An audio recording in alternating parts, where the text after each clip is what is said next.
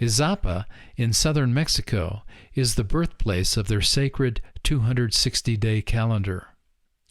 The tour for the Maya ceremonies began in Antigua and then proceeded to the ancient sites of Iximche, Santiago Atitlan, Tacalicabaj, Izapa, ending at their home of Momostenango in the highlands of Guatemala. All the ceremonies were the same and began with the Maya leader Rigoberto Itzap dedicating the ceremony to their ancestral roots, so the tree trunk and branches, which represent their families, would be blessed with wisdom from the ancients. The Maya men are dressed in white with red headscarves, red shawl and apron with a sash. The Maya women are dressed in native costume with red headscarves. All participating were given red headscarves to wear. Native flute music was in the background during some of the ceremony. The remaining 12 Mayan, 6 men and 6 women, proceeded with the ceremony.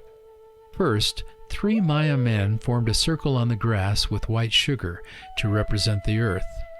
They divided the circle into 4 sections with a dot in each section representing the 4 cardinal directions of the earth.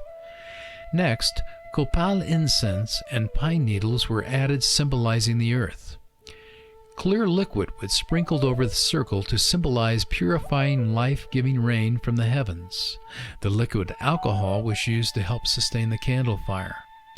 6 candles, blue representing heaven, green representing earth, red representing east, black representing west, white representing north, and yellow representing south, were added and lit to symbolize light and heat to sustain earth life.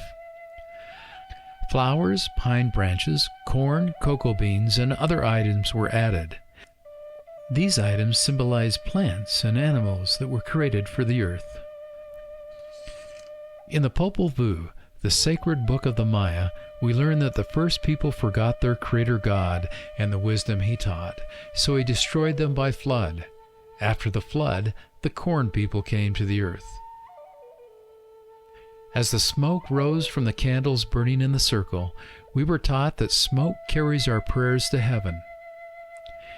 The evil spirits were then cast out by leader Rigoberto so the ceremony could proceed. 12 Mayans positioned themselves with 3 on each side of the 4 sides of the earth circle. We all followed them as they turned east, knelt, and prayed. The leader then blew on his conch shell 4 times.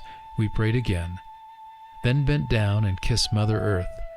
The same procedure was repeated 3 more times, facing west, north, and south. Individual blessings were then offered to each person surrounding the 12 Maya elders in the circle.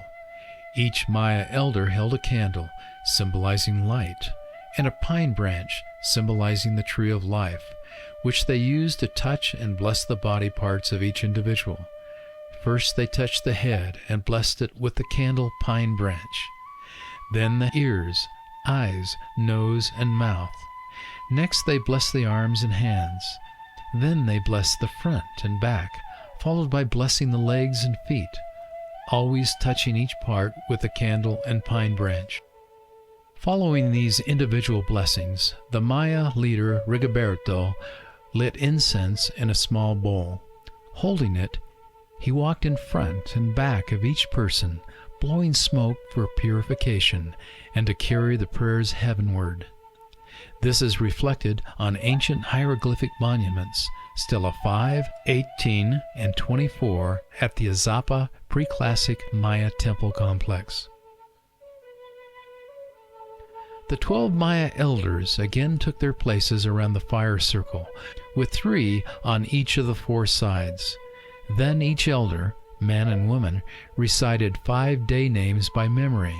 This was done 13 times on each of the 4 sides, totaling 65 on a side.